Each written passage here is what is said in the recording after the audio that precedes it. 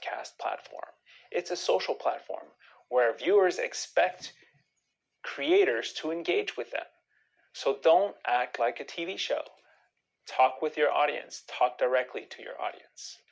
Before getting started on YouTube, it's important to set your objectives according to your marketing strategy. Do you want to grow your channel views? This means, do you want to get as many views on your YouTube channel? Do you want to grow a following? Do you want more people to subscribe to your channel and expect new content on a regular basis? Are you looking to increase watch time? Watch time is very important, and the more you increase it, the more YouTube will help you grow your audience.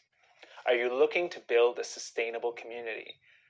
This is a community that will come back and watch your videos over and over and every time you upload a new video. Watch time is the number one most important metric on YouTube. YouTube prioritizes watch time as its most important factor for referencing your videos in search results. The more subscribers your channel gets, the better it is.